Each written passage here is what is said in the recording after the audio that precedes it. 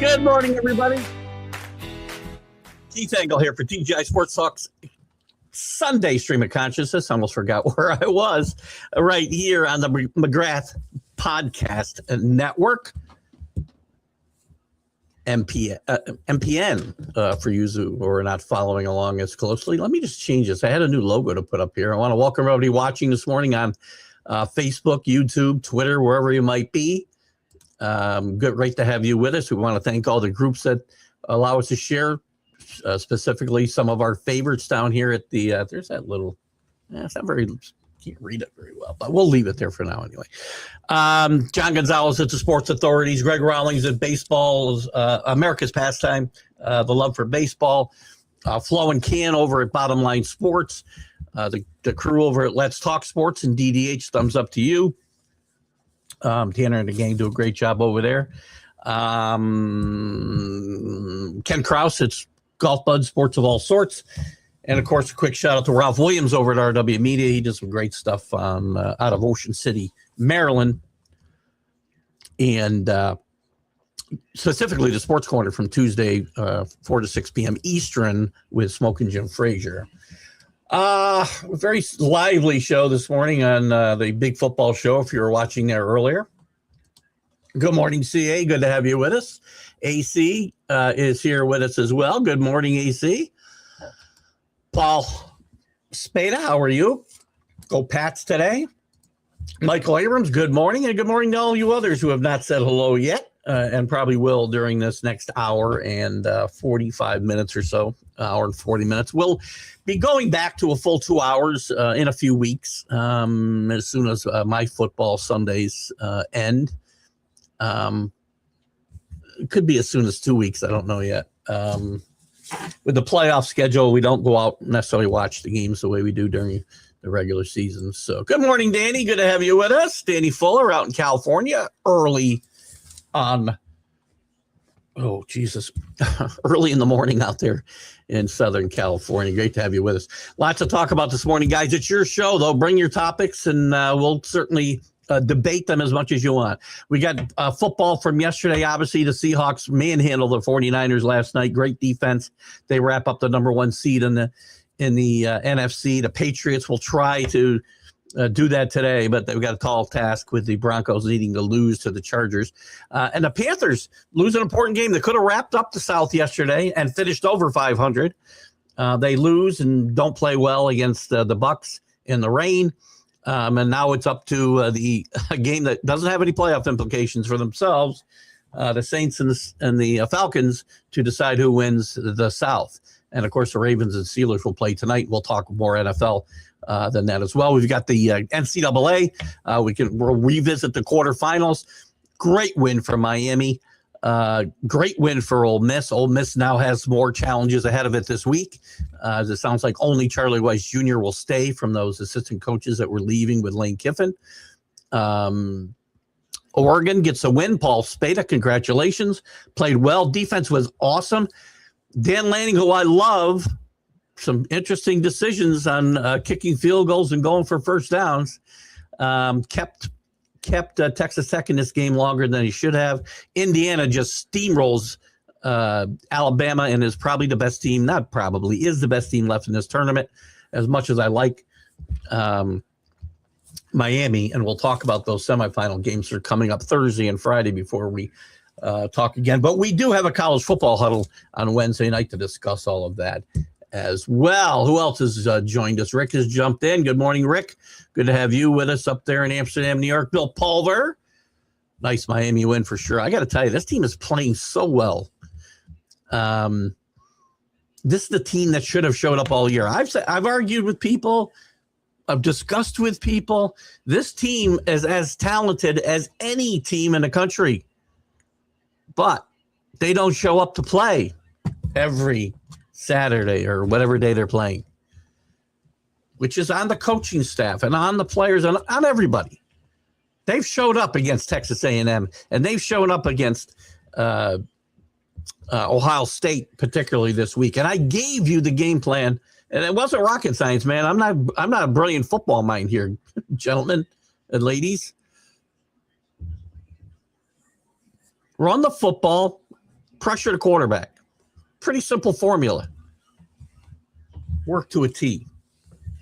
And some great blocking. Malachi Toney, one of the most talented players, definitely the most talented freshman in the country, I can tell you right now. Didn't have a great game. None of the wide receivers had a great game. Carson Beck only threw for 130-some yards. Blocking. I have not seen a group of wide receivers block, and Malachi Toney had 2 huge blocks on the last Miami drive. I haven't seen a group of wide receivers block like that in a long, long time for sure. Ken, good morning. There's Ken from Bottom Line Sports. Great to have Ken with us this morning. Falcons cook the Saints, which will let the Panthers back into the playoffs. I like the Saints today, actually. Shuck's playing well. They've won 4 games in a row. Both these teams are probably playing better. We talked about it a little this morning. Both of these teams are likely playing better than the 2 teams that are vying to get in the playoffs. I think the Saints and Falcons might have a better chance to win a playoff game right now than the Bucs or the Panthers. It's a battle of attrition over there. And you know what? We're going to hear, and I hate this, we're going to hear a renewed screaming of that we need to do away with divisions and the best records should take precedent over division winners. I don't want to see that. You want to see 2 conferences with, 16 teams, or however many teams we have now, 16 teams each, and just the top 6 teams go. That's what you want. I still like the integrity of division play. You lose rivalries and stuff when you do things like that. Look at college football. Ken, this is I don't know where I am. I know the game's at Pittsburgh. Watching Aaron Rodgers play last week, I cannot imagine that they can win this game. Lamar Jackson is playing. J.J. Watt. Oh, sorry, not J.J. Watt. His first name's slipping. What's wrong with me? T.J. Watt is playing today.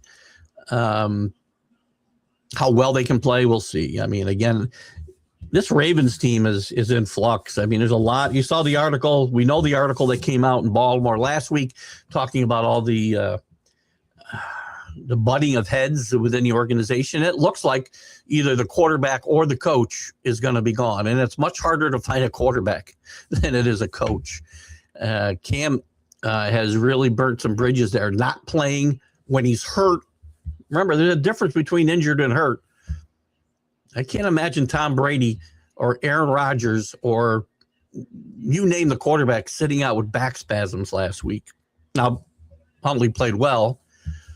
I think the Ravens win this game. I think if I don't see how the Steelers are going to stop Henry. The Steelers defense has played better recently. The Ravens defense probably has played better recently. I just like the Ravens. I don't know why. I just like the Ravens. I don't even have a great reason for it. And I think that whoever wins that game gets bounced in the playoffs pretty quickly. Ole Miss and Lane Kiffin screwed this team, bro. They screwed each other, by the way. And again, this is not – you can blame Lane Kiffin.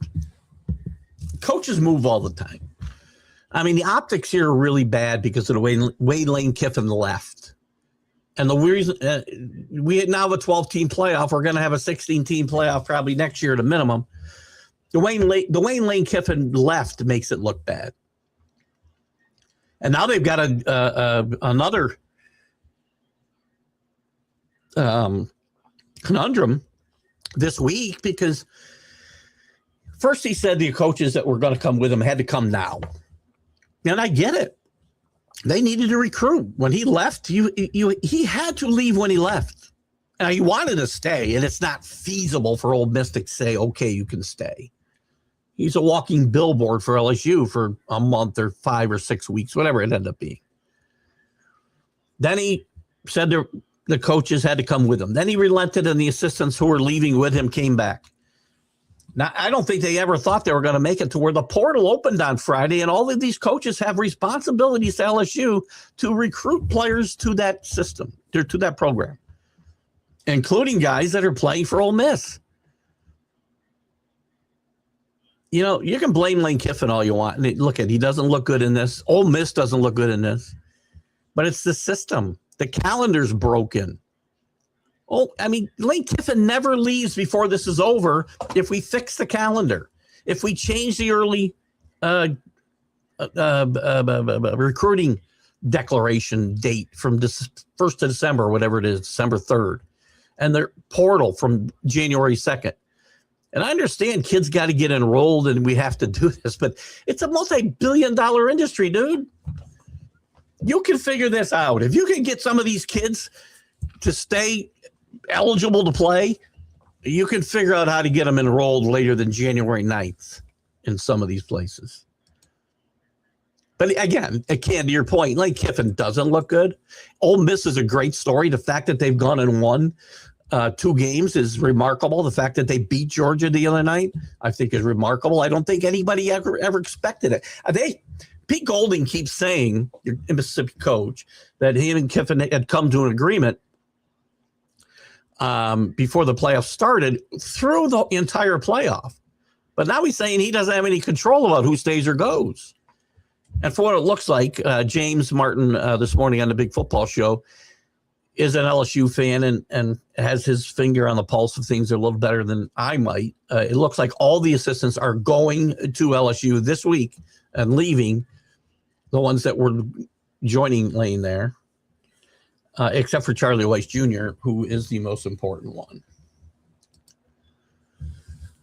I didn't watch the second half, but apparently there were some bad calls. But again, yes, they played horribly, and you can't put yourself in a position to lose. Lose by referees' calls. I've said this forever. And anybody who's watched me or listened to me blather on endlessly about everything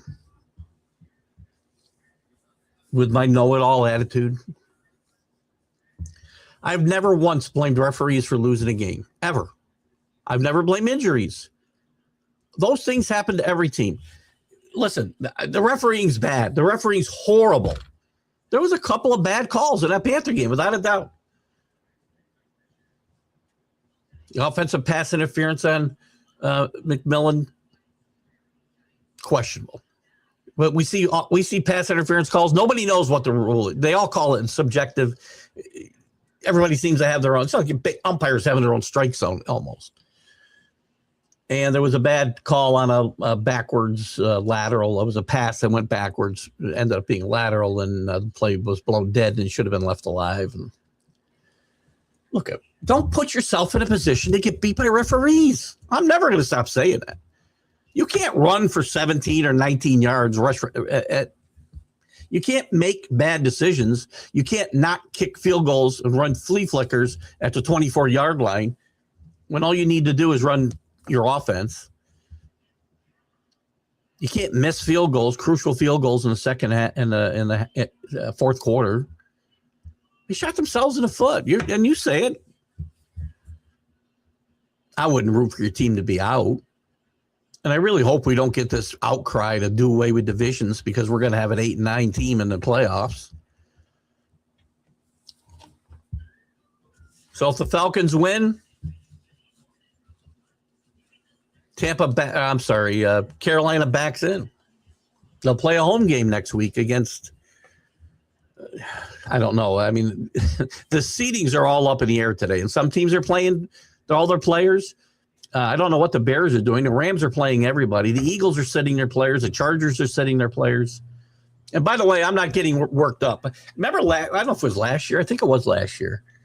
I don't remember the exact scenario, but Kansas City sat everybody. The Broncos, and it might have been for the one. It might have been for the one seed. Now that I think about it, I don't remember.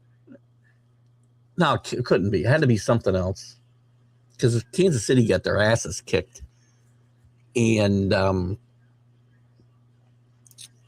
but there was all this outcry, excuse me, about Kansas City not playing their starters, and the Broncos just rolled over them.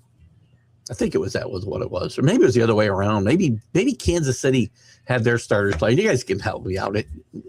My memory is not that good. Maybe Buffalo lost the number one seed. Maybe it's the exact same scenario the Patriots and Broncos have today. I don't care.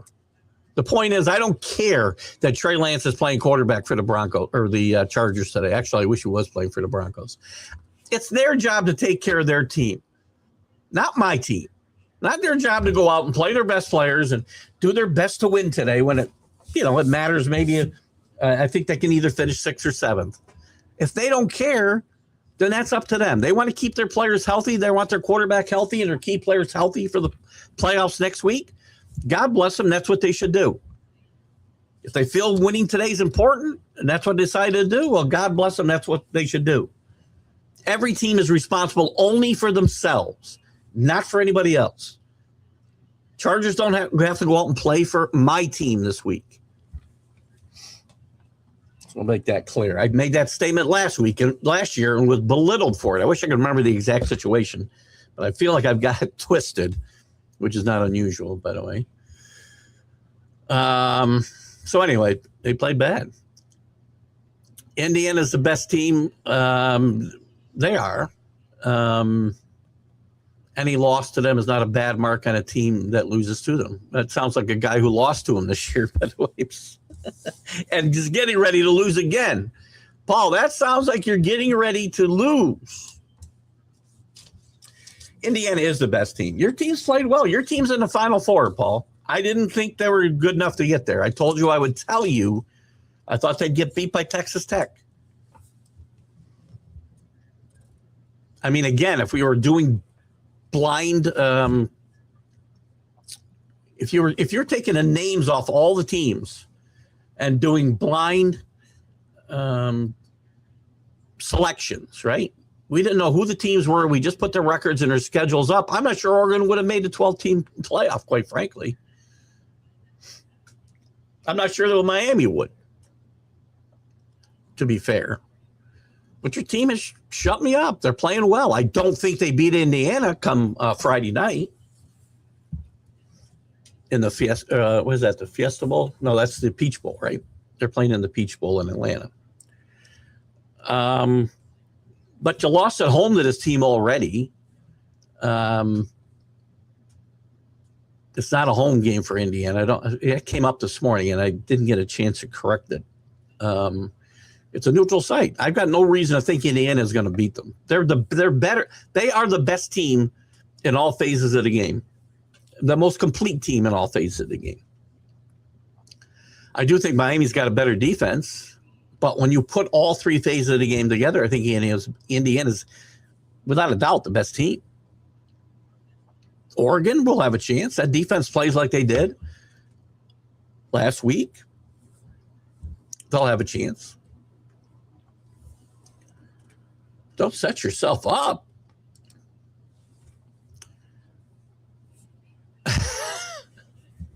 Tom Brady is never going to stop making page 6, by the way, the Post. Tom Brady now dating a 25-year-old. One day I'd like to see one of these guys, like a Brady or whoever, go date somebody who works the register at Stewart's or Tim Hortons that we were talking about last week. Keith and the TGI side, it's still playing a rerun of this morning's podcast, not this podcast. Are you sure? I just looked to see if I was live. I've got them live now, Paul. Maybe you need to refresh because I had to restart it, Paul. Just so you're probably right. I don't know what time this was up, but it didn't start live, and I had to stop the Facebook. This is Facebook. Maybe I got to blame StreamYard a little bit too, my streaming platform. This is every show I've got to play these little games trying to make sure I go live. But we are live now there. And if you don't see it live, go to the profile picture and click on that and you'll go to it. You see where it's got a red circle around it. Anytime you don't see it live in the timeline, go up to the profile. As long as it's red and says live, you can click on that and you'll get whatever I'm doing live at the time. But thank you, Paul. Happy New Year to everybody. That's a good point. It's our first show of the new year. And again, I hope everybody had a safe and happy holiday season. The Christmas and Hanukkah and Kwanzaa and whatever you do celebrate it at that time. If you don't celebrate anything, Festivus. I hope it was a good one and you made memories, and I hope you had a safe and happy New Year. And listen, I had a great 25, and I hope 26 is even better. When Peter Incaviglia, who, by the way, coached up here or managed the Tri-City Valley Cats for the last 3 years before this past season, did a very good job too, by the way. He was a standout at Oklahoma. He once quoted, "I just love hitting home runs." He did that well. He didn't do much else well, but he did that well. Hello, Spa. Yeah, thank you. But he got me to go look. That's fine. And just so you guys know, sometimes when we're going long with the music and the screenshot of TGI Sports Talk, whatever show we're talking about, goes a little long playing the music, it's because I'm waiting for it to go live. And sometimes I've got to remove the stream and restart it. That's why you see it start. It's funny. Once I did it, I think it showed I ended the show, but it wasn't showing it live. Facebook. AC wants to give a shout out to our president and the members of the military and law enforcement liberated Venezuela yesterday. I'm proud to be an American. I am too. So we won't dive too much into that. But I too am proud to be an American today. And our military, you say what you want about, 1600 Pennsylvania Avenue. I don't really care. I'm not a Trumpster. I'm a proud Republican. I am not a Trumpster, but this is the action that is certainly appropriate.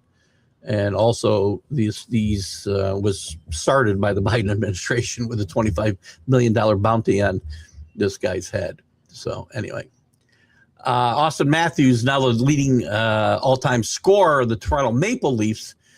He surpasses some big names: Matt Sudon, Gary Lehman, Doug Gilmour, all great players. Time for Austin Matthews to lead the Maple Leafs to a Stanley Cup, maybe, though, right? Isn't it time? Toronto, it's been decades since they've been in a Stanley Cup, much less won one, with some very talented teams.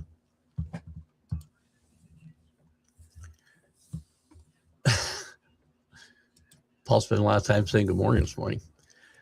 Michael Abrams, it's the same thing with us. When we absolutely have to step up, we never do. Why we never had back-to-back winning seasons. Still talk about the Panthers, I believe, right? This is a strange season. I mean, the last 10 games or 12 games, you hadn't won 2 in a row or lost 2 in a row. Team doesn't travel well. They play pretty well at home, and if they play next week, they might have a chance. Personally, I think the Panthers would have a better chance of winning a playoff game than Tampa Bay. They'll get a game at home. They played well at home. But you're going to get if the Rams come in there, are they going to beat them? I think the 49ers still have a shot of going there, too. The president started in the movie Home Alone. Speaking of Home Alone. How's Rowdy Tellez still a free agent? How is he? Check the baseball reference, Chris. I'm not sure about the first comment. I don't know where the president started Oh my God, no. I knew that was going to happen, and I apologize for my outburst this morning. I knew it was going to happen. I have no tolerance for that. There's bad officiating. Nobody will ever say that, but the NFL having a bias against anybody, it's nonsense. They didn't care. The games weren't. There was no bias in favor of the Patriots for 20 years. There was no bias in favor of the Chiefs for the last 6 or 7. And there's no bias against any teams to keep them out. It's just nonsense. It's social media, tinfoil hat nonsense.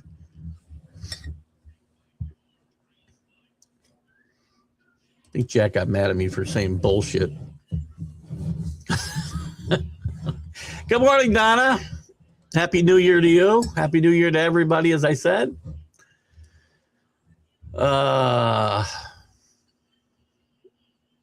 In case New Year's ran. Good to have you with us, CA, as always. Your Indiana comment. Don't be qualifying you want your team to win. You tell me how your team's going to win.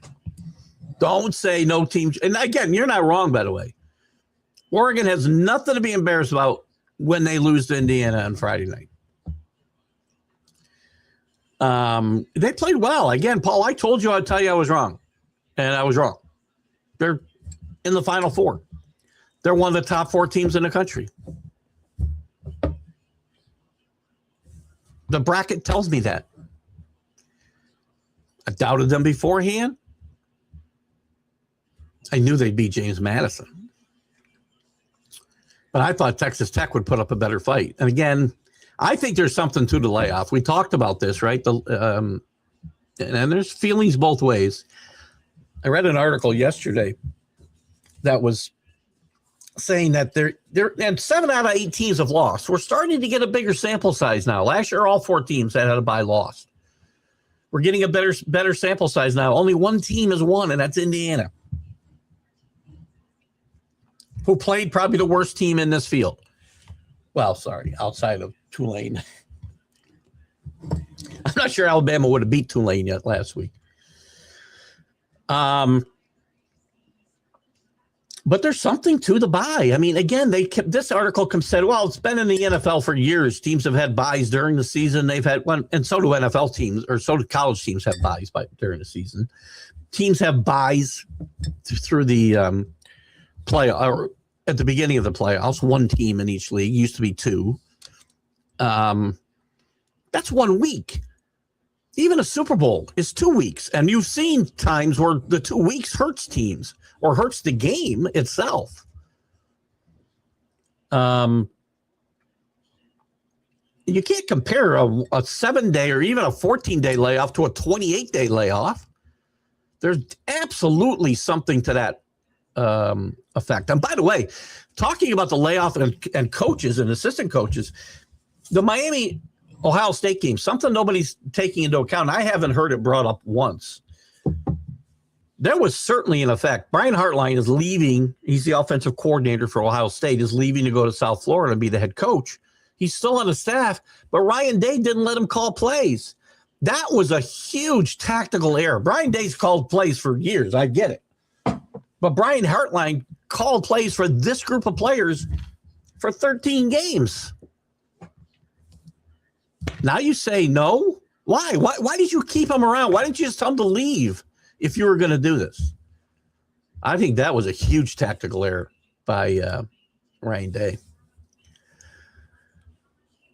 Chris is on fire today. 1991 Chipper Jones rookie card only appeared in Tops and Score. Nothing from, I didn't even know what Don Rose is, quite frankly. I'm 65 years old. Tops is the only card I know. I should look at these ones that Matt Lidioff has sent me. This is team. Let me just grab one quickly off the tree. Dave Winfield, American League, DH, tops. You can see it right down there, tops. So I don't know. That's an interesting fact, though. Hey, Danny, watching. Oh, this was a good one.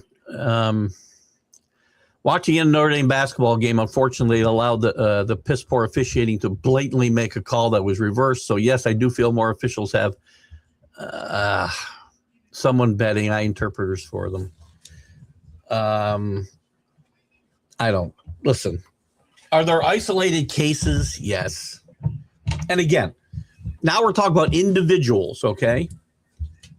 We're not talking about an overall bias or no, what you said were to keep certain teams from winning any given game or getting into the playoffs or winning NCAA championships.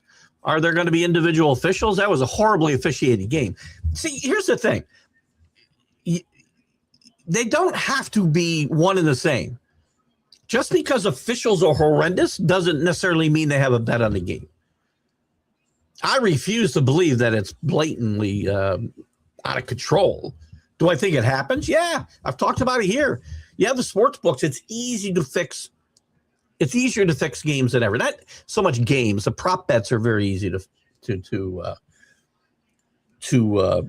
And by the way, the Notre Dame coach also has to keep himself a little bit more in restraint. Can't be charging officials the way that he did there. And I'm sure that the ACC is probably going to suspend him. But he was angry with warrant. But again, I get it.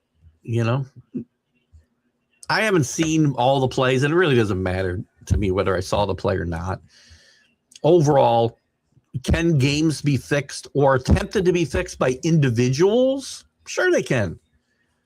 But to say there's some mass conspiracy, mass bias by the NFL, by MLB, by the NBA, by the NCAA against or for any one team is nonsensical. Makes no sense.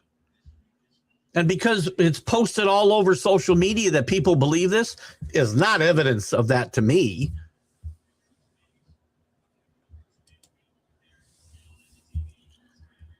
Yeah, it's a little bit more definitive, Paul, than you said a second ago, by the way. Because, you know, I could read between the lines of what you were saying before. They will beat Oregon again. Where's the evidence other than, you know, it's difficult to beat somebody twice. They went to your home and beat you up pretty good, by the way. Score was, I don't think, as close to what the scoreboard showed. The game. The score obviously was as close to what the scoreboard shows. So that's stupid to say.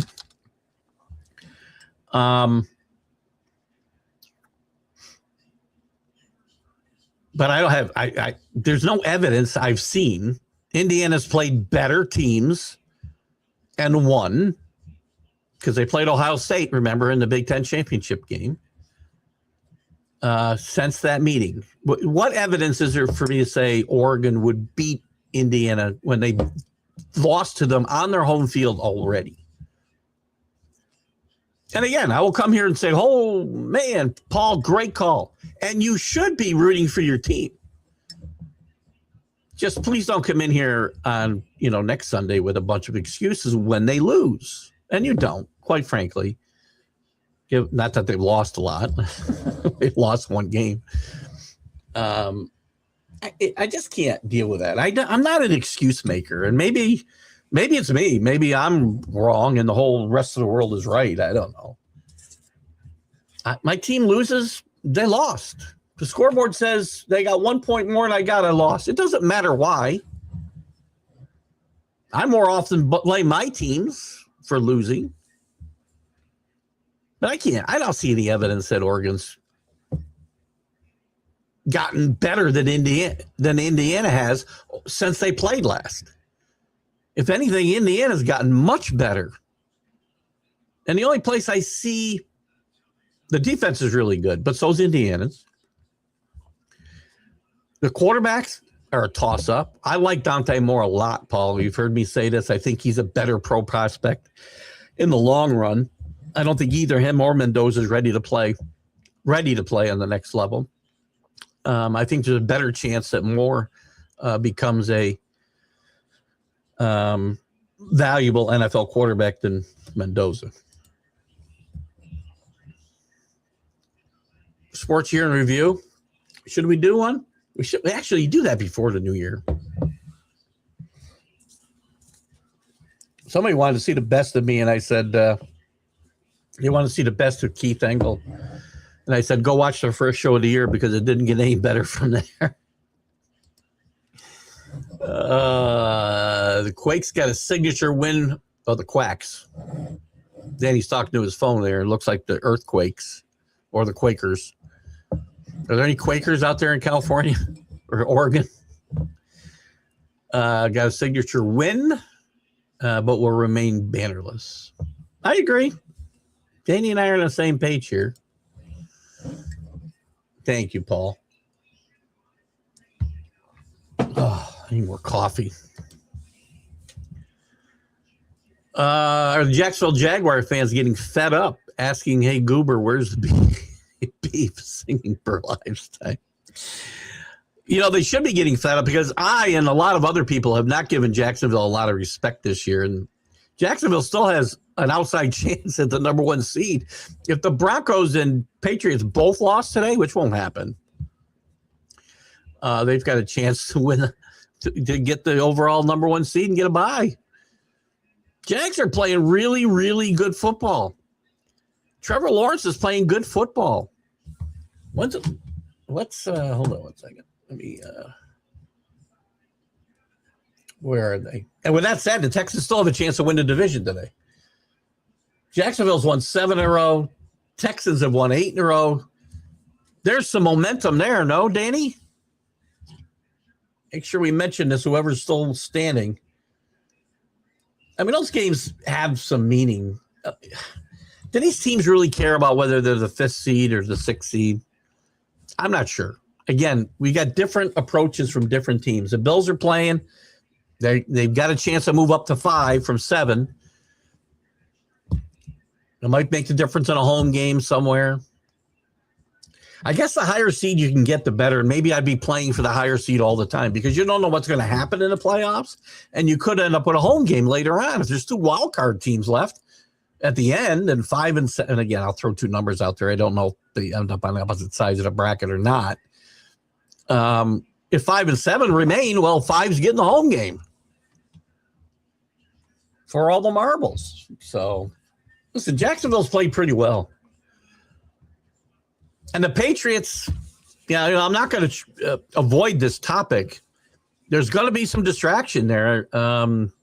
I think the team, I think the coach, I think the players are mature enough to put this behind them for now. And we'll let this play out. The situations with Diggs and Barmore, none of them look good. And I want to be clear. I don't know if I said this clear enough on Friday on Jack and Keith's Weekend Playbook. If these guys have put their hands on women and it's found to be true, then I cut them. They don't stay on my team. There are no second chances for men who put their hands on women. Never. I'll give drug users a second chance. I'll give gamblers a second chance. I'll give almost anybody a second chance. Not doing it. And I hope this doesn't become a distraction in the building. Hey, Keith, how about an in-depth football spotlight show on the Ohio State Michigan holiday football season? It'll be a short show. Michigan didn't play well. But, one of the few games that I don't think I bet a single game outside of the playoff games. Because I didn't like the matchups. I didn't like who might have opted out. But Michigan, Texas had some interest for me, and Arch Manning played great. Arch Manning played his best game. He's getting better. Go look at, again, numbers don't say everything, but if you go look at his overall numbers, they're really, really good. They're better than a lot of guys who you would thought were having a much better season than Arch Manning. He played really well against Michigan the other day. And Texas beat them handily. But Michigan is headed in the right direction. I've said before, I think they made a great hire in Kyle Whittingham, clean as a whistle. He'll get that program cleaned up. Whether he's going to win Big Ten championships, whether he's going to contend for championships, national championships, whether he's going to beat Ohio State is going to be the ultimate decider of whether this is a good hire. But I think this is the best hire of the coaching cycle, quite frankly. And they kind of lucked into it.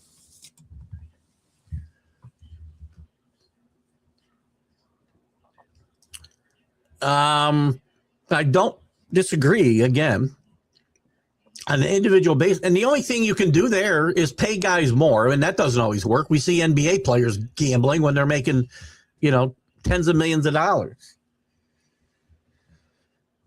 All of these leagues have to clean up, the NFL specifically, clean up the officiating. You need full-time officials. You need to pay them a wage where they don't want another job. And all they're doing is training, learning their craft 12 months a year. There's no reason with all the money involved in the NFL that we can't have full-time officials and pay them so they don't need to go get another job. The more you do that, the less you put into play the fact that some referees will go gamble. And again, I'll tell you again, if you're worried about that stuff, first of all, again, AC does point out that he doesn't think the NFL has a bias, which is most important question here. But the NFL needs to do this for the integrity of the game. They need to make sure that we don't have doubts about officials. But how do you do that when you go into bed with gambling sites? You don't have full-time officials that make more money somewhere else. They could profit from, by the way, there are prop bets on interceptions. There's prop bets on interference calls in the course of the game. You can make prop bets on what will happen if there'll be a pass interference or a holding call on the next series. When you have those types of, and if the NFL wants to stay in bed with the, and they don't all do it. So I'll just say DraftKings, and I don't know if they allow that type of prop bet or not. But I'll use them because I use them. The NFL's got to say, if you want our money, if you want us to support you, not our money, if you want us to promote you, you're not going to have these types of wagers. Those things are the easiest things to put risk your credibility on.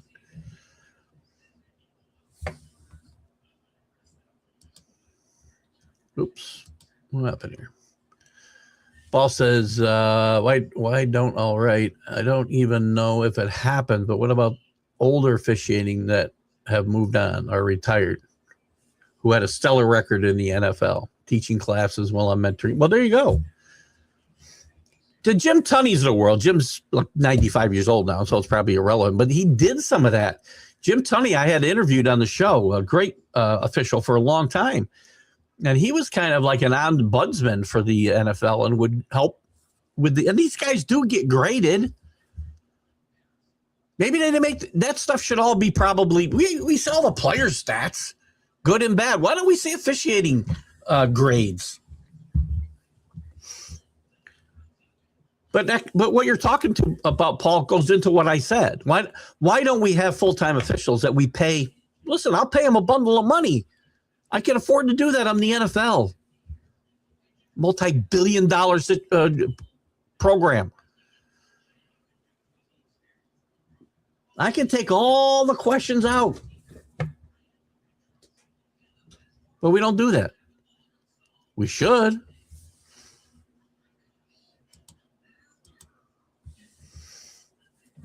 We had talked about it.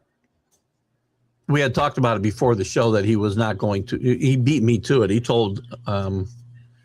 had told Brian and James and myself that he was not going to tolerate anybody going in that direction. And I seconded his comment. I had to bite my lip last night. as it was, and I knew that it was going to be a potential problem again.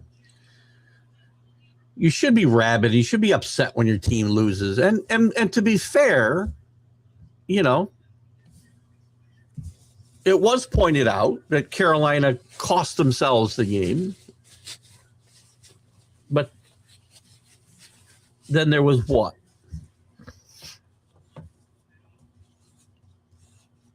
A bias against, you know, little old Carolina being able to play with the big boys, apparently.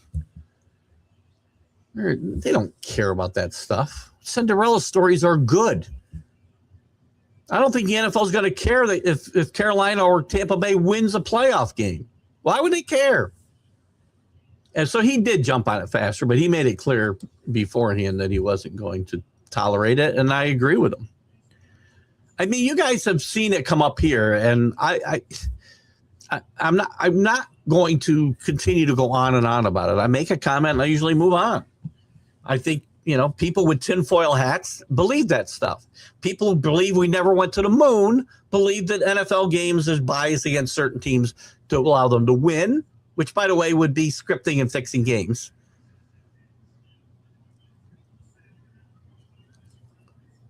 I just shut up, though, after a while because it wasn't going to be worth it. I wasn't going to get into a big screaming match and debating the whole topic. It just wasn't. Some former... Are you just thumbing through the sports reference this morning? Sandy Alomar, Ken Griffey Jr., White Sox. Did Ken Griffey Jr. play with the White Sox? Manny Ramirez didn't play with the White Sox. Bo Jackson did. I don't think Roberto Alomar. Well, Roberto Alomar Jr. did, I think. 49ers lost an opportunity to stay home all the way through the Super Bowl. They were horrible last night, by the way, and I don't want to hear about injuries either. Now they'll be on the road and planes. Seahawks are not player for player better than the Rams, but they play team ball and D like no one else. I agree 100%. And I said on the show this morning, Danny, that there's a lot of little cliches, and some of them are true in football. One thing is defense travels. The Seahawks are going to be home, but the Seahawks could go on the road and win, and they did last night because defense does travel. Seahawks have been one of the better road teams in football this year. I think the 49ers could be one and done. I think the Rams could be one and done. But that was a huge game last night. Their defense just beat up the 49ers. And again, I don't really care to hear about injuries. Everybody's got injuries this time of year.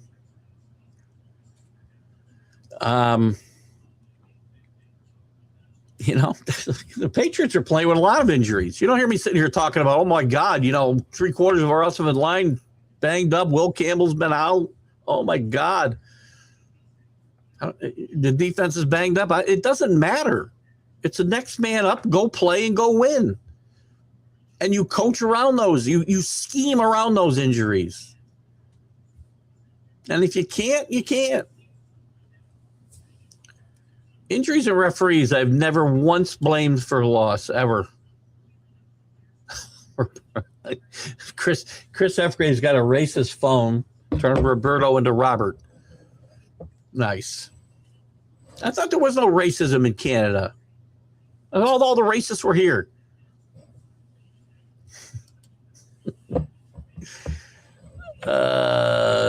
You know,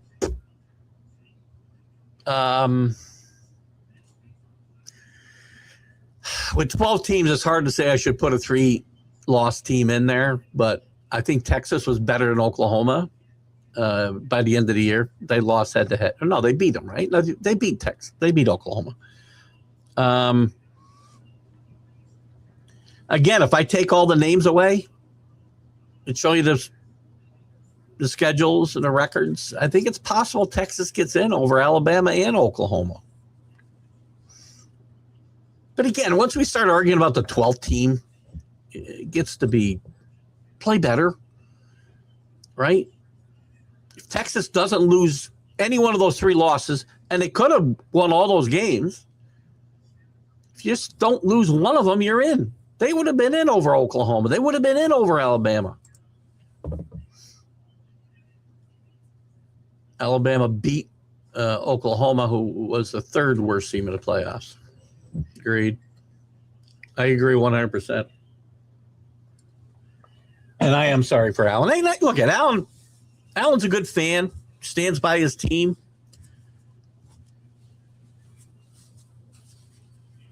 But that Oklahoma team, very, very, a lot of these teams they're all flawed in some ways, except Indiana in my mind.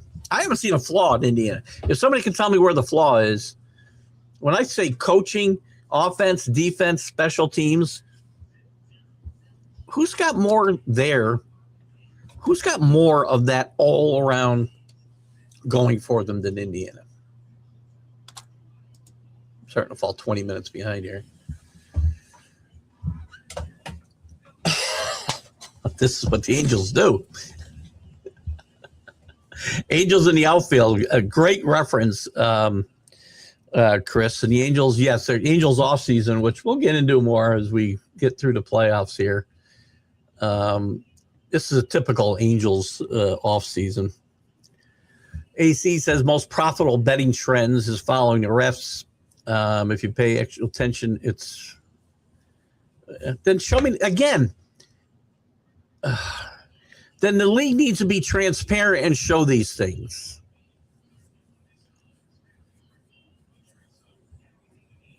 Almost never bet sports anymore because almost every game someone is doing something because of gambling. Just pay attention to the refs. Again, I refuse to believe the narrative that it's the majority, and that's what you're saying here, AC. I'm not gonna buy into that. You're entitled to that opinion, of course. Again, I can take numbers and make them say whatever I want them to say. But show me the numbers.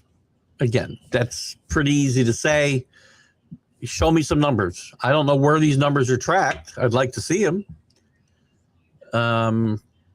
Certain officiating crews obviously work bigger games and closer games. And, you know, if you're talking about individual calls, again, it's all circumstance driven. I mean, you can make it say whatever you want.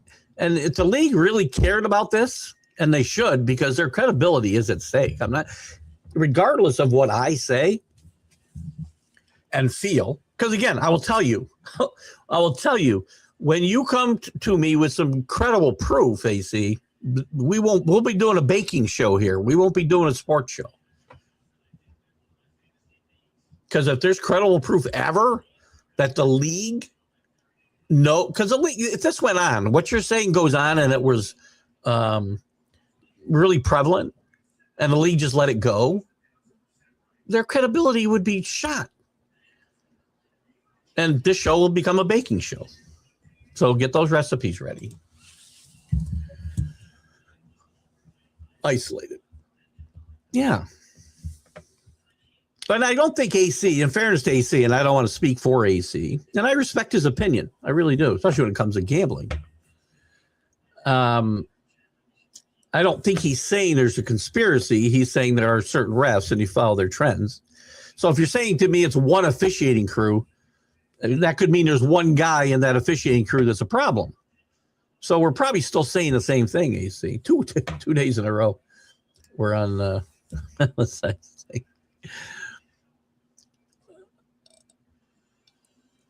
Scott, Scott? Chris, what you have been up doing some research this morning, man. Scott Radinsky's straight-laced punk band once appeared on I don't know what the Warped Tour concert lineup is. Do I look like I follow punk? I probably do.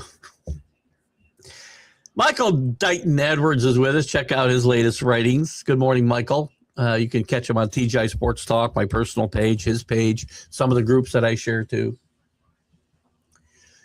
Happy Sunday from glorious frigid Dollywood. Not supposed to be cold there in the winter, is it? Freezing here. Luke Littler back-to-back. Excuse me, back-to-back at the hiccups again. Oh. Try it again. Luke Littler back-to-back PDC World Championships. Congratulations to him at 18 years old.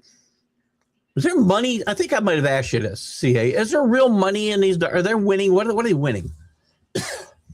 20 grand, 200 grand, 5 million? What are they winning?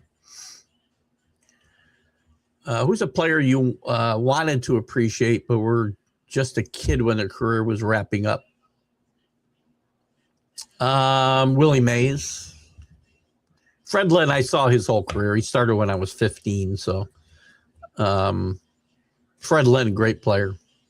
Injuries really wrecked what could have been, I think, a Hall of Fame career for him. Great player, smooth, defensively, great swing. But for me, I would say Willie Mays and Henry Aaron come to mind very easily. The Mick, as a Yankee fan, I didn't get to see him, but, you know, the 8-year-old me, the hobbling Mickey Mantle, barely made it around the bases for his 5-home home run. That's a good question. And feel free to weigh in, guys.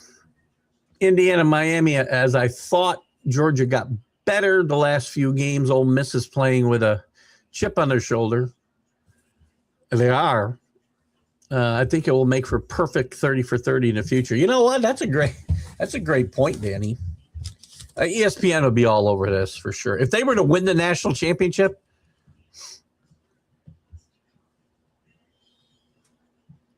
this would be unprecedented. This would be very similar. The only thing similar that I can think of is Michigan basketball back in what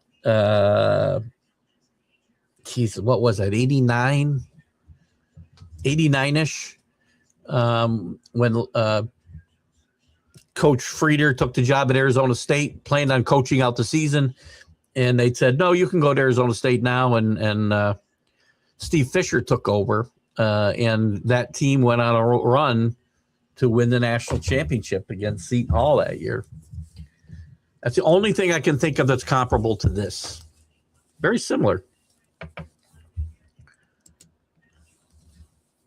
And what were you saying there? Hold on, I'll back up here. Indiana, Miami. I do like Indiana, Miami to get to the final. And listen, you know, I've said a lot about Miami, and a lot. I said last week when I was making my picks, I wasn't sure whether it was my heart or my head. But the more my heart said your team can do this, my head started going back and looking at some of the games and some of the places where they failed. They fail against teams that are not better. They are better than.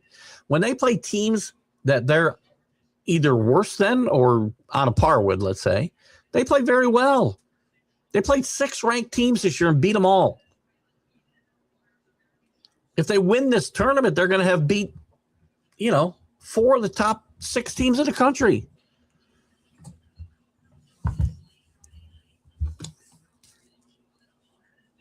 And congrats to Mario Cristobal. I've been very hard on him. While I gave Dan Lanning props, he was, I think I ranked him 3rd, right, of the 8 coaches that were left last week. I ranked Mario 7th. Much better job out of that coaching staff this last week. Both weeks. Both games in a playoff. They've got to continue that. The problem is they've got all this talent, and there's too many days during the regular season, usually against teams that are worse than them, where they don't show up. And they think they just throw the ball out on the field and win. They're not that good that they can do that. But when they do and they play, listen, the little things, the blocking from the wide receivers, unbelievable the difference that made in that Ohio State game. Go back and watch the last drive. Watch the 2 blocks, Malachi Tony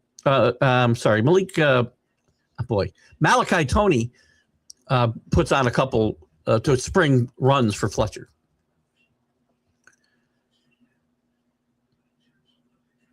They all block little things.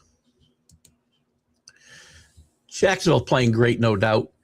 With that said, I'd rather play Jacksonville than Houston, 100%. The team I don't want to see, and can I see him? Assuming the Patriots finish third, we can get the Cougs in trouble, by the way. Tomorrow's Black Monday, don't forget, in the NFL, and coaches are going to be gone.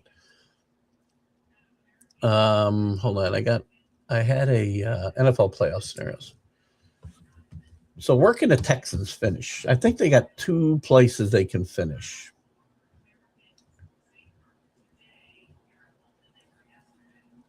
See, now they can still get in the 7th seed. So Texans can finish anywhere from 3, 5, 6, and 7. Jacksonville can finish 1, 2, 3, 5, 6, and 7. So there's a lot at stake in those games. I'd rather play Jacksonville 100%, Danny, than that defensive front, that entire defense of Texas. The offense doesn't scare me at all. But the problem is the defense is so good, the offense has only got to be okay.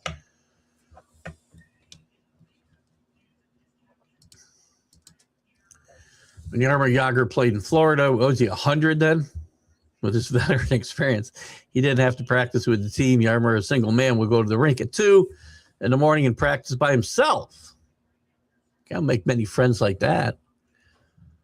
When he later was picked up by Calgary with the Canadian Winters, that was the end of Yager in the NHL. He was about 50, wasn't he? MD in the house. Chris will put on... I don't know if I'm showing this. I want to read, Chris. Pink pajamas and high heels and speak for the group here. We loved your interviews and would fancy to see more here and there. I agree. I thank you. And I know Rick is all over me all the time too. It's hard because everything that goes into making them happen wasn't as enjoyable as I wanted it to be. Chasing people around. Man, if I could sit here and hire a producer to go chase guys around for me, and all I had to do was a little research and ask some questions, I'd be happy. You know what really beat me down was, the times that I did all this research and guys stiffed me. So kudos to the guys who showed up, and, my loss, I guess, for the guys who didn't. Who's out there that hasn't commented? Hello, Mark Vickers. How are you? If you're still out there, I don't know who this guy from China is. I can't read your name. Jeremy, how are you, buddy? Good to see you. Danny Fuller's angry about something. Tell me about the angry emoji, Danny. I'd love to know the reason. Don't scream kill or even kill facts and common sense. If it doesn't work, give them Jack's cell phone number. Kill him with it's common sense, right? The facts are simple. And if we're still talking about the bias, right? The NFL's not going to risk it. Again, it's risking its credibility by just allowing bad refereeing, but they're not going to turn a blind eye to people they know are potentially fixing games, and they're not going to have a bias to keep teams out or keep teams winning. It's ridiculous. And that's not new, but social media has given this thing a whole different life, right? What I don't do is I don't engage it. I knew you were thumbing. Oh, Chris is the baseball reference. This is true. Listen, the baseball and football references, I live by them, man. I love them. The Pats have been good on the road, undefeated, second time in their history they've gone 8-0 on the road. They played much better at home. Early in the year, they were struggling at home. They lost to the Raiders in Pittsburgh at home. First two of the first 3 games of the season. That was it feels like a different season ago to me. And I like this team. I like this team a lot. And I'll tell you this, too. Cam Newton should shut his face, man. He doesn't know what he's talking about when he talks about Drake May. If you want to be looked at as a credible member of the media, put your own bias away and put your own axe to grind away. The Patriots are a very good football team. Now, that said, they may not win a playoff game. I think this team's got a shot.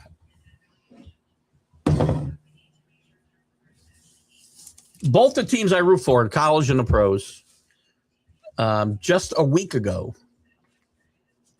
I put a bet in on Miami. They were 2,200 plus 2,200 to win it all, and I put enough on them to win 4,400. You can do the math.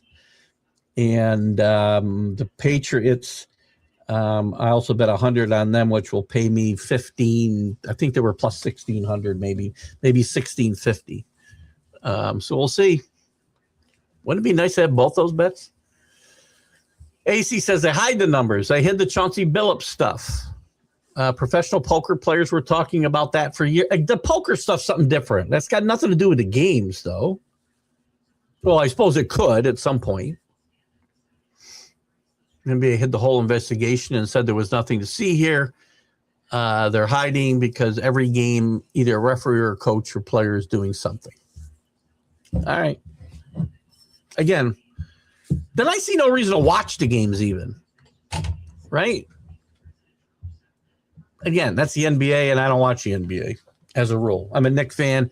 If it doesn't involve the Knicks, it's hard for me to get involved. I shouldn't say that. I do watch the NBA, but I'm not ingrained in it the way I'm in Major League Baseball or the NFL or NCAA football. I pay much closer attention when the Knicks are good like they are now. I'm not betting. Anybody bets NBA basketball is nuts. We've also got a documented case with Tim Donaghy, right? Great 30 for 30 there. Do I think it's prevalent, though? I do not, AC. I really don't. And if these leagues want to make sure that and at some point, whatever they're hiding, they're going to have to show. Because if they don't, then it's just going to be the WWE, and who's going to watch? Get your carrot cake recipe out, because that's what I want to hear about on Sundays. If you start a baking show, you please interview the tiny chef. I will. I have to know who that is, so.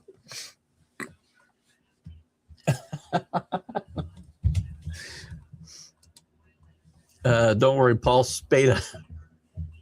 Best recipe's ready. Are they all like from Oregon? Someone put the quarters in Chris F. Cream this morning, no doubt. Or you got some special blackout coffee. Oh, AC, you're killing me here. The league doesn't want it to happen, but they know it does happen. Well, they can stop it then. If you're telling me they know and they know who they are, then they're complicit because they don't do anything about it. They know it happens so often that they would have to change every record, put it. No, they don't have to change anything going backwards. Just fix it going forwards. That's all you have to do. And if you stopped it early, you wouldn't have to worry about past championships and past records. What is it with, is everybody talking to their phone? Because I get no punctuation these days. It's hard for me when I got no punctuation. Hard for me as it is. So they never be able to profit. Oh, so it comes back to profiting from gambling. Good. Again, I say what I say, and I don't think it's prevalent, but they open themselves up to this type of tinfoil hat nonsense by being in bed with gambling sites. Stop. If people actually found out how bad it was, the leagues obviously cover it up. We're going to pretend like show. I'm one of the few guys who thinks Ohtani is just a freaking stooge here. He's the stupidest man in history. I don't think he was betting at all. You know, I don't understand why more people don't adhere to the theory of Occam's razor. Everything's got to be an elaborate conspiracy. Everything that you don't agree with or everything that looks suspicious has got to be suspicious. And sometimes, and almost always, the simplest answer is the right one. See Occam's razor. That's all I'm going to say. I'm not going to keep talking about this because I said I wouldn't, and I'm not going to. Done talking about games being fixed and scripted. I'm done. If that's going to be their topics, then there's no reason for me to do this show anymore. No.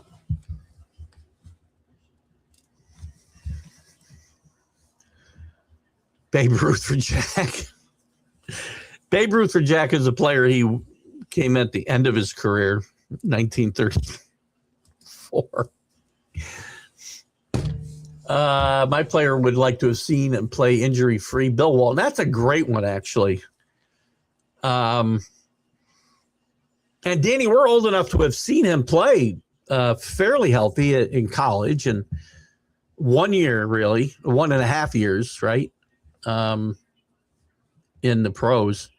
Danny, I'll give you a great book. I think we may have talked about Walton in the past, and maybe this book. And if you haven't, it was written by David Halberstrom. It's called Breaks of the Game, and it's about the season that followed the Blazers championship season when Walton first started. The foot issues first started for Walton, and it talks a lot about before the championship year, and that year following, and Walton's eventual falling out with the Blazers over their medical treatment or lack thereof. It's a great book. If you haven't read it, it's a great read. David Halberson was a great writer on many things other than sports. He wrote a lot of sports books. He wrote books about political books. He wrote books about wars.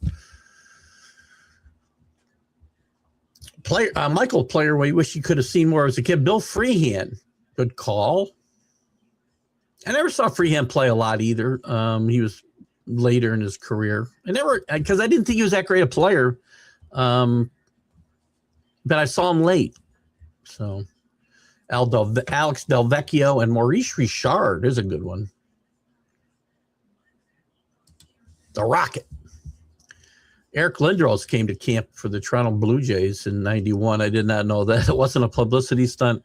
He was scouted as a good defensive third baseman with some thump in his bat. His Achilles heel is a current trend of today. He was a strikeout machine. I guess he'd fit today.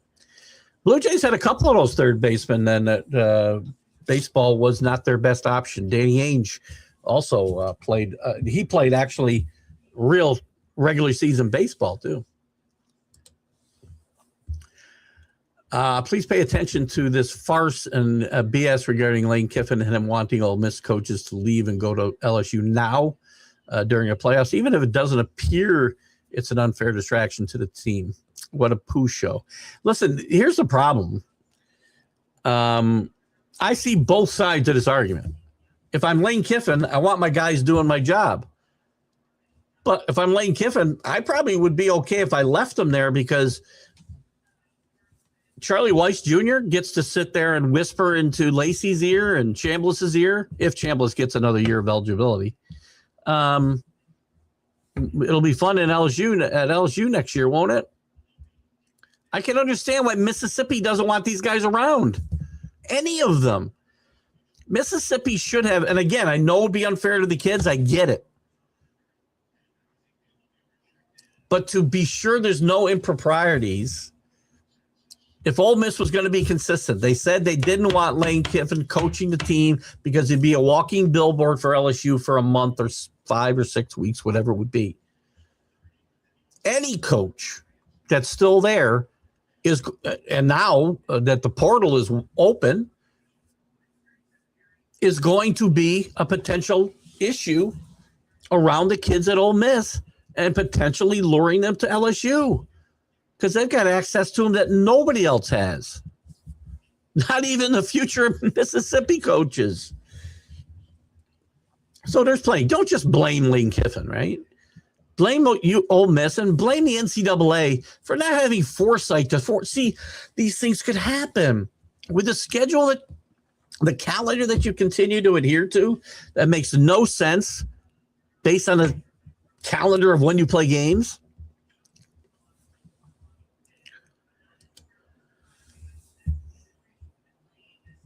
Luke won his second huge prize award, £1 million. What does that mean? I don't know what that makes. Less 45% England takes. Worse in Canada. What's £1 million work out to in dollars? I really don't know. Good morning, Jeremy. Good to have you with us. Jeremy just had a big milestone. Give us a little promotion for your show, Jeremy, and you can mention your milestone so I don't give the wrong number. I was trying to do the math in my head on myself, and I have no idea how many shows I've done. Jacks plus corrupt refs, better option than. Oh, God. I'm really not going to continue to talk about corrupt refs. Jacks plus corrupt refs, better option facing. At least you said poking the bear. Thank you, Michael. When you do it with a wink. So I got to start reading comments backwards. I can't even read them forwards, but I'll read them backwards. That way I don't get myself ticked off. And AC's cool. AC and I debated another something on it. I don't remember what it was now on the MLB show Friday. I'm okay going back and forth. It's just, it's a topic that I think is driven by social media and because you don't see, again, massive cover-ups, right? Again, I'm going to tell you right now, I'm not a conspiracy theorist in any way. I'm pretty sure Lee Harvey Oswald shot JFK. I'm pretty sure Sirhan shot Robert Kennedy. I'm pretty sure that what's-his-face shot MLK. I'm pretty sure I know everything that went on. I'm pretty sure the kid who shot Trump was the kid who shot Trump. They found dead on top of they shot dead on top of the storage building. I'm pretty sure I know. The simplest answer is almost always the right one. Not always, but almost always the right one. You guys can live by whatever conspiracy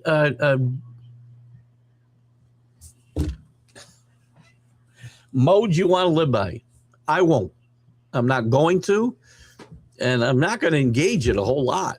I've engaged it more today than I normally would. Although AC's approaching it a little different way than other people who are just talking about individual teams.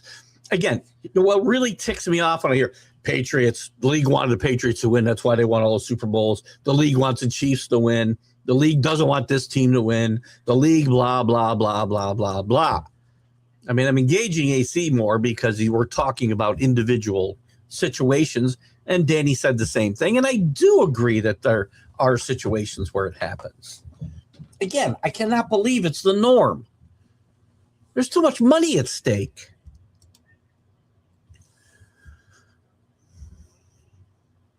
Anchovies are my fave. I don't respect pineapple. But I don't either, by the way. I don't respect either one of those things. If you want easy, you can open a daycare together in Minnesota. We could do that, Rick. I think we missed the boat, though. Again, I'm behind the curve. Can't get out in front of the curve. I would not rather pay Houston. I got a young quarterback and a banged-up offensive line. I do not want to face that front seven of Houston. We got to play who we got to play. So I'm not really rooting one way or the other. I'm not going to sit here rooting for or against anybody. I just soon play Buffalo, quite frankly. At the end of the day, you got to play whoever they put up against you. Again, the eye test tells me I don't want to play Houston. I've seen what they've done to quarterbacks, and I know my offensive line is not going to be 100%. And again, I think my defense is good enough to keep Houston from scoring a bunch of points. It would be an ugly, ugly game probably. But I really don't want to see that. But if the Pats put up 30 versus Jacksonville, Jackson could still score more. I think the Patriots defense is not going to allow 40 points in a playoff game. Patriots defense has been pretty good all year. They bend, they don't break. And points, this is what matters. I don't care about any of the metrics on defense except points. That's all that matters to me.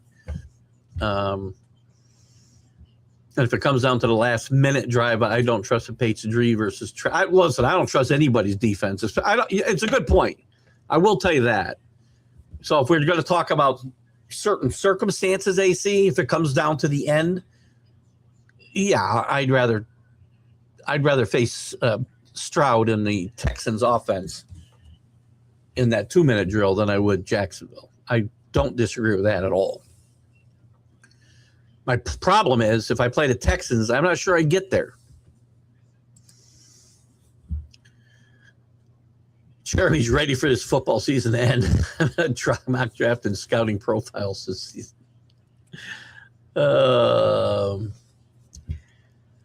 Probably.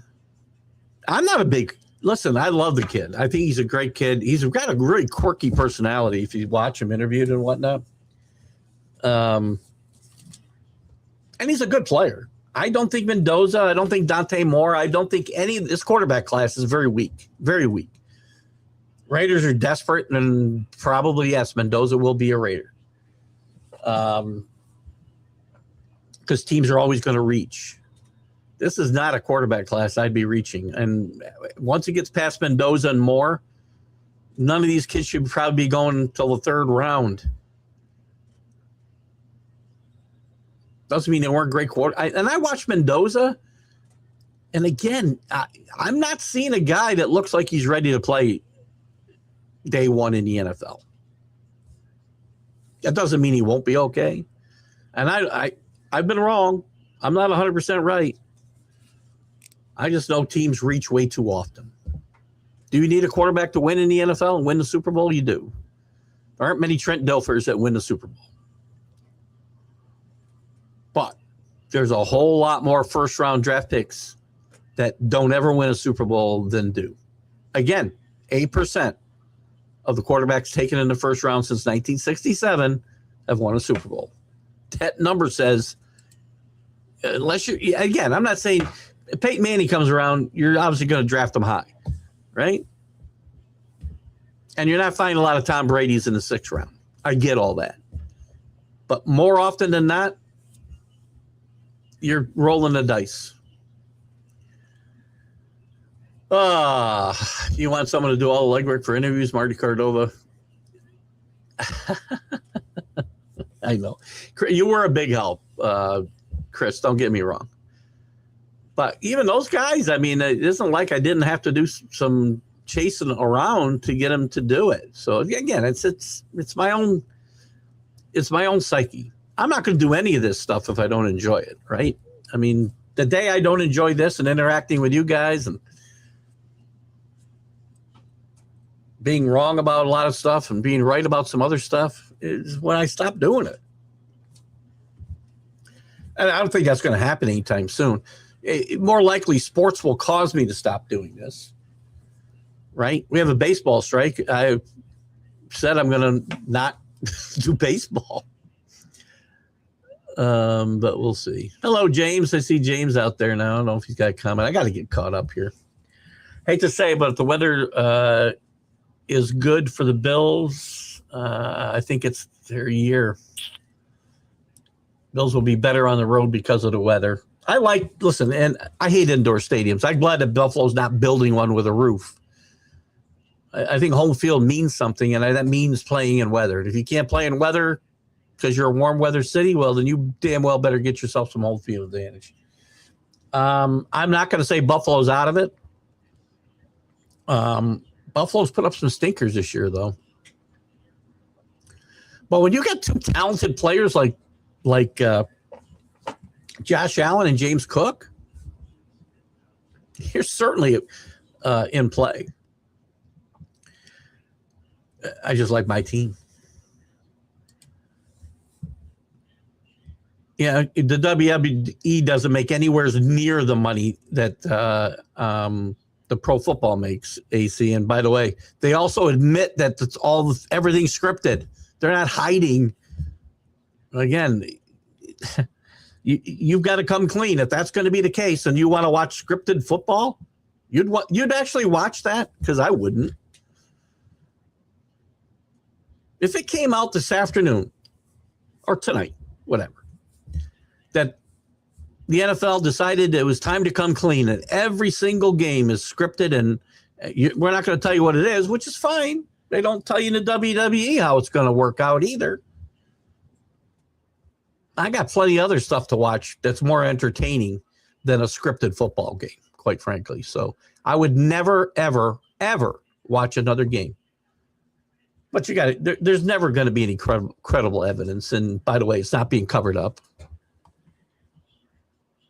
I'm going to get a flashing light behind me that says Occam's razor, Occam's razor, Occam's razor. I got a new on-air, by the way, speaking of signs. And I'm hoping it's big enough, because I'm going to put it right. I think it's going to go right over my head here.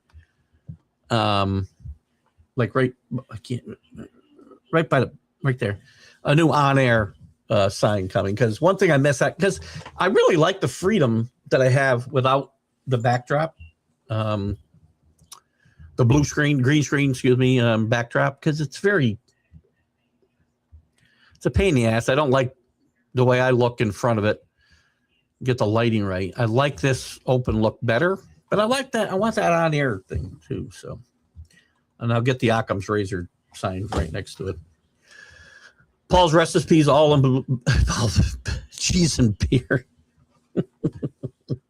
Those aren't bad recipes, by the way. Those are some of my favorites. Good morning, Michael, Donna, and Rick from Jeremy.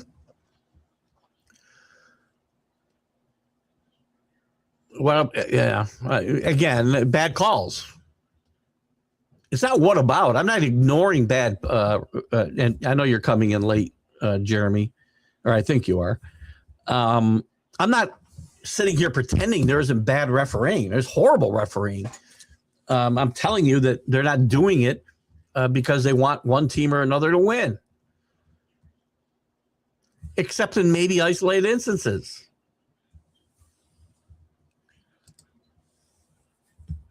If Otani doesn't bet, Jordan doesn't bet. So Jordan bet on basketball. So you subscribe to the conspiracy theory, which is what it is, that Jordan's retirement, his first retirement, was because the league actually suspended him.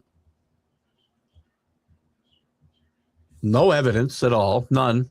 And why would he do that, by the way? I know Jordan likes to bet. Jordan bets on the golf course. Jordan bets in the casinos. One thing doesn't mean he bets elsewhere. Can you get yourself in trouble where you have to? Yes, I don't think that's Michael Jordan. I don't. He's got more money than freaking God.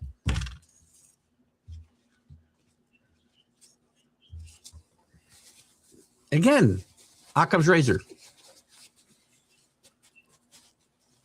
Why would Otani be betting?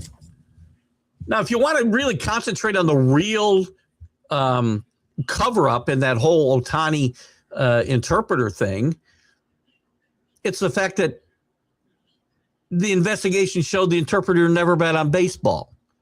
Well, then he's stupid, because he's a horrible gambler and whatever he was betting on, freaking cricket matches in England or whatever the hell he was betting on. When he's got all access to all this information around a clubhouse, didn't bet on baseball. That I might buy into, because that makes common sense. Nowhere in my Occam Razors world does it make sense that Otani's betting on baseball.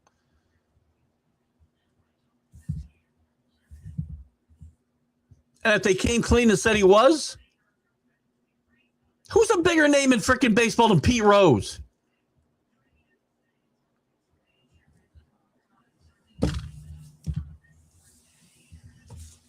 There's no reason for him to cover it up. None. Kick him out. Somebody will step up and take his place.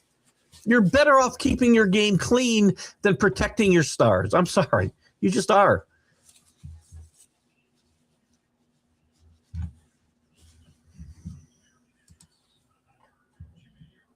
Maybe I'm too Pollyannish. I don't know. Hakeem Olajuwon, well, it's close. He appeared on Pawn Stars and explained his goggles. Did he give him? Pawn Stars is one of my favorite shows. Actually, it's not. I've seen it about 4 times. But I like the one guy I like because he's just mean to everybody.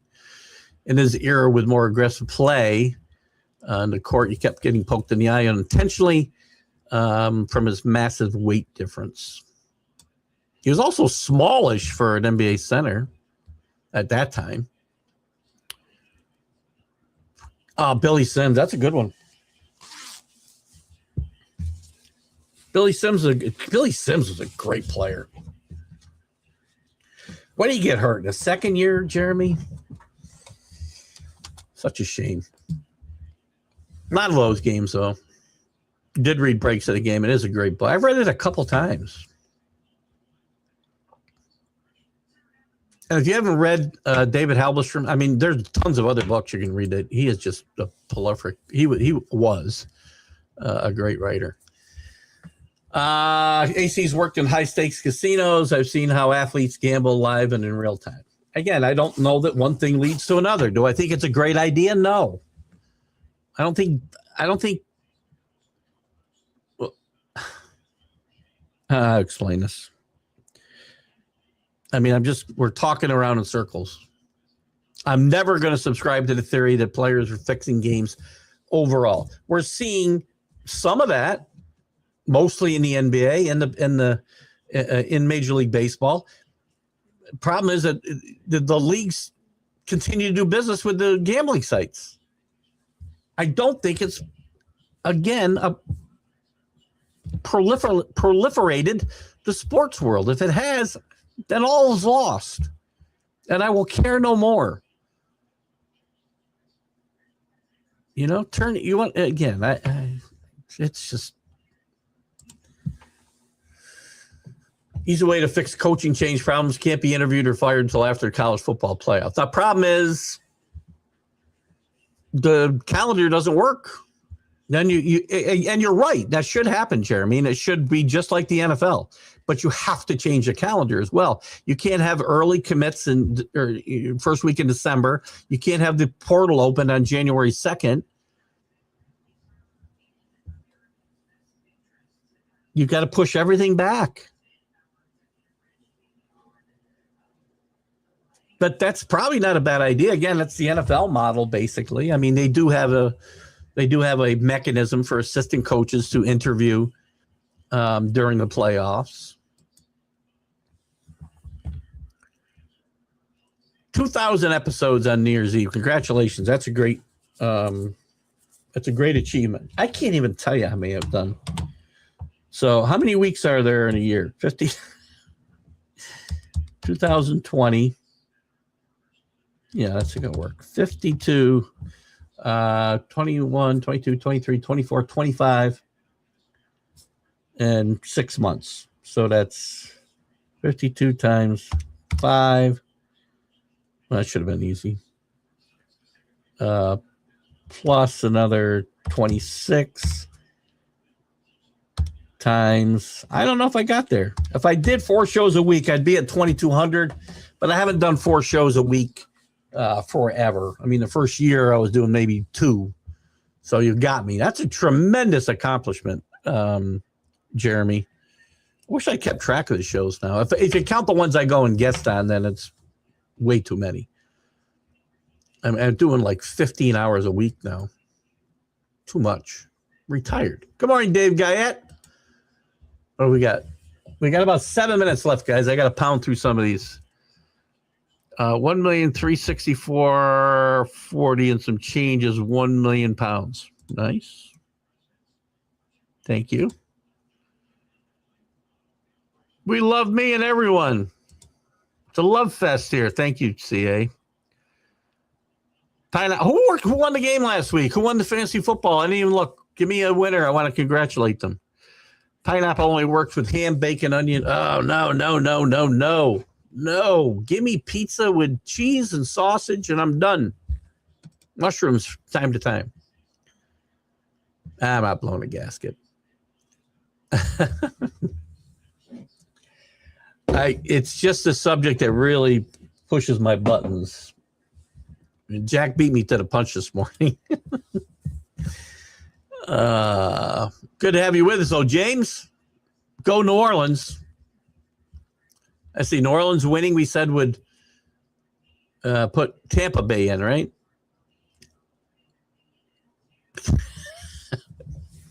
Well, I'm glad I'm not alone in knowing everything, AC, because my wife says, I know I repeat myself a lot, and I apologize.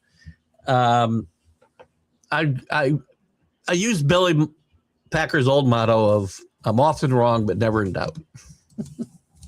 Good morning, Matt. How are you? I just used one of your Topps cards to show, I don't know, who I have for baseball card maker. When I come visit, minus the anchovies. No anchovies. Jerry, last 4 weeks, Jacksonville's averaged 34.2 points a game, as well as a holding rushers under 100 yards, 6 straight games. They're coming. Listen, teams do. Momentum's a real thing. I know Jack Hirsch doesn't believe in momentum. They have great momentum. Texans have great momentum. Patriots, I think, still have the momentum. I think losing to the Bills was a good thing for the Patriots. But I like the momentum Jacksonville's building up. Texas defense is scary. However, the offense is streaky. Pats have the advantage without a doubt. I just worry about that pass rush and my quarterback staying in one piece, because if Joshua Dobbs is playing, guess what Patriots aren't doing? Advancing. Bo Bichette played with a team that went to Game 7 of the World Series. Toronto kept their nucleus and added to it. They did sign Yoka Mora, what's his name? Yoka Mora today, this week too. We'll talk more about that in the next baseball update. I hope the Yankees go after him. Again, I wouldn't just don't single out Bo Bichette as being money hungry, Chris. They all are. Again, it's all about money. Go follow the money. I'd rather play anyone other than Jacksonville and Seattle right now. Quirky and humble is more like it. He's very humble. I agree. He's quirky. Maybe that quirkiness might be the shyness I see in him.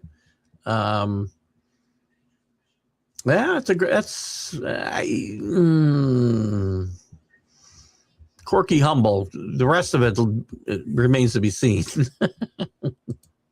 I like the kid a lot, Jeremy. Don't get me wrong. Next month, spring training starts. Yes, we'll be counting the days pretty soon. 14 quarterbacks were picked after the first round that won a Super Bowl. There you go.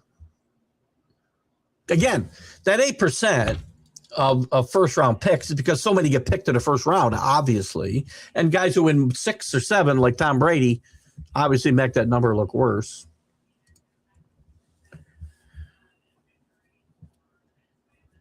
No, it's not higher than 8%. I didn't say 8% of the Super Bowls. Remember, not 8% of the Super Bowls, Jeremy. 8% of the quarterbacks taken in the first round. There's hundreds of them since 1967 have won a Super Bowl. And again, I realize there's only so many Super Bowls, but that tells you how many busts there are. Again, look at 1983, the greatest quarterback class ever, theoretically. In the middle of that was Todd Blackledge, Tony Eason, Ken O'Brien, who was okay. I think I'm missing one. Who didn't do anything. Dan Marino never won a Super Bowl. The only guy who won these Super Bowls was John Elway. Jim Kelly never won a Super Bowl. So of that great quarterback class, one guy won a Super Bowl. little higher than 8% because there weren't 10 quarterbacks taken, 11 quarterbacks taken in the first round, but still, you get my point. NFL licenses sports entertainment. I get it, but well, that's the problem then. So if you're telling me the games are all entertainment and scripted, then I'm stopping. Why would I watch? Same as the WWE. Oh, please, don't twist my words. That's not even, come on. You know what I'm talking about.